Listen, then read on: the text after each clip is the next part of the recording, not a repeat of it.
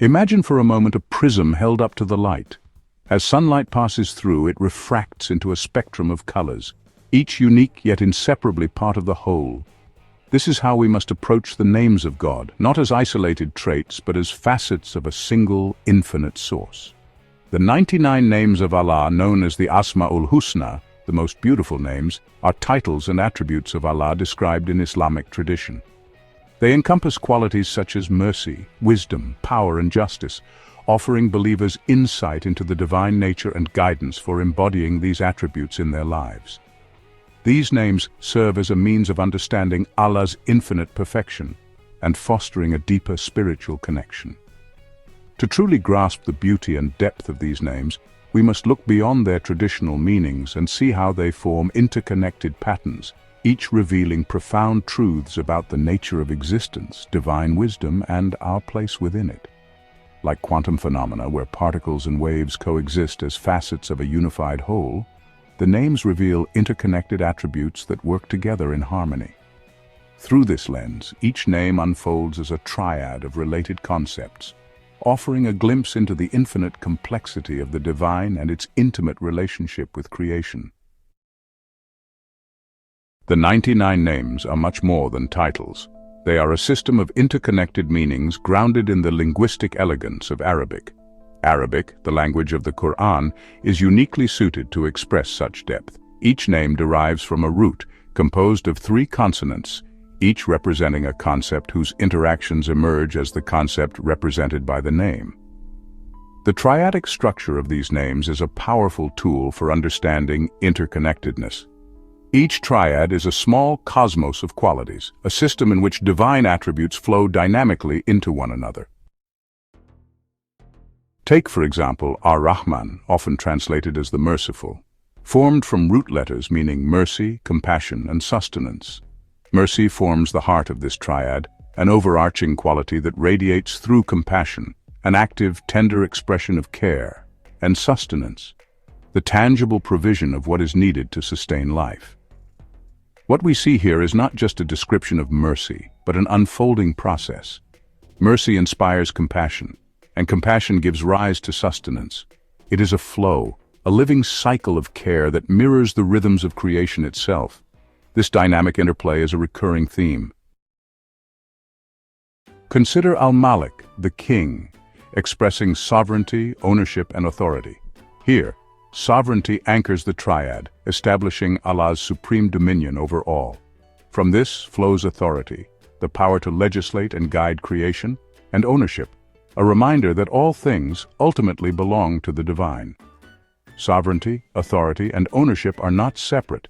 They are interdependent aspects of the same reality. Sovereignty without authority would be meaningless, and authority without ownership would lack intimacy.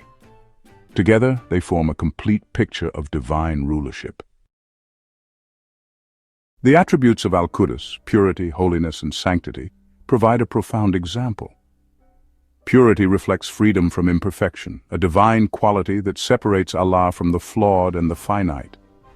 This purity blossoms into holiness, a sacredness that transcends the profane and mundane. From there, sanctity emerges as a process, as if divine purity reaches out to creation and invites it to align itself with the sacred. For us, this triad is not just a theological insight, it is a call to action. How do we as human beings seek purity in our intentions, embrace holiness in our actions, and sanctify the spaces we inhabit?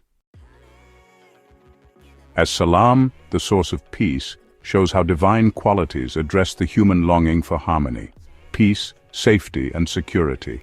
Peace forms the foundation, a state of balance and wholeness. Safety flows from this peace, offering protection from harm. Finally, security sustains this balance, providing the assurance of stability over time. In a world often marked by chaos, this triad reminds us of the divine promise of order, protection, and enduring peace. What makes this approach so powerful is that it mirrors the unity we see in all of existence. Just as creation itself is composed of interdependent systems, ecologies, relationships, and processes, the 99 names reveal how divine attributes work together in harmony. The triads teach us that nothing exists in isolation. Mercy is not static, It moves through compassion and sustenance. Power is not arbitrary, it restores and heals. Even the idea of greatness, as seen in Al-Mutakabir, unfolds through superiority and rightful pride, reflecting not arrogance, but the truth of divine perfection. This interconnectedness is not only theological but deeply practical. The Triads offer a blueprint for living. They teach us that to emulate divine qualities is to reflect their relational dynamics in our own lives. When we strive to embody peace, for example, we are called to create safety and ensure security for others. When we embrace strength, as in Al-Aziz, it is not enough to have power.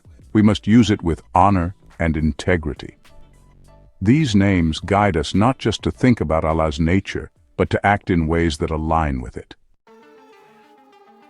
On a deeper level, the Triads also reflect a profound cosmological truth. Creation itself can be seen as triadic. A divine intention gives rise to an unfolding process, which culminates in manifestation. The name Al-Muhaymin, oversight, protection, guardianship, captures this beautifully. Divine oversight represents the origin, an all-encompassing awareness of creation. Protection is the unfolding process, the active shielding of what is cared for. Guardianship is the manifestation, a nurturing and guiding presence that sustains the entrusted. In this way, the names do not just describe Allah, they reflect the very structure of existence. As we explore these triads, we begin to see them as mirrors of the divine and maps for our own transformation. They are not merely descriptive lists of qualities, they are invitations to a journey. They challenge us to move beyond passive understanding and into active alignment with these principles.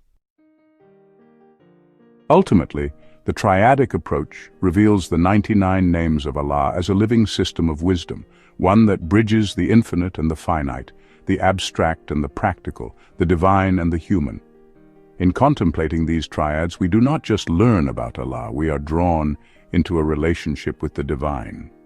And in that relationship we find not only understanding but transformation, as we align ourselves with the unity and harmony that these names so beautifully reveal.